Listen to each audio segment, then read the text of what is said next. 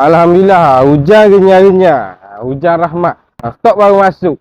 Malam. Royak kereta ni bang, enjin tu kalau tengok kondisi enjin tu comel lah. Dok liki. Ndak bawah pun comel, bersih. Tak ada nitik-nitik minyak ke leaking ke tak ada. Grand Livina 1.8 auto ni bang. Tahun 2012. Ya ni. Oh ni satu on ni bang, satu on ni. Stok baru masuk. Barang comel.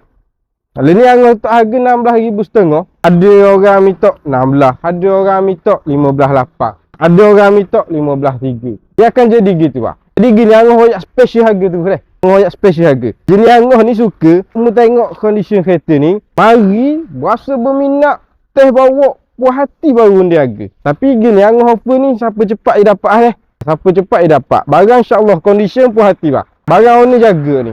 Ni jaga. Ni angah nak beri 14,900. Siap puspakong, siap tukar nama. Abang mari tengok kereta. Mari. Kereta dalam leadership. Ni crew 1.8 ni crew original, bukan pakai taipek Tengok dalam leadership hitam comel, leadership pun tak ada cari. Ni berserta leadership hitam ke ni pun hitam. Ni steering pun kayu. Ni kayu, tu kayu, siap dengan Android lagi. Dalaman comel ke. Tengok belakang pula. Posting pun tak ada cari. Leadership hitam, barang asal bang, original bang. Ring pun standard. Pusing pula kita tengok belakang.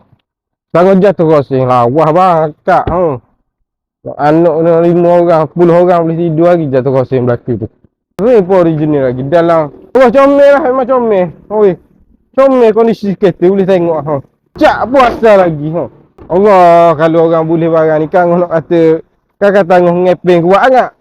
InsyaAllah TikTok condition. Itulah yang boleh royak. Gini kita tengah dengar enjin pula ke. Dengar enjin sekali. Tengok enjin.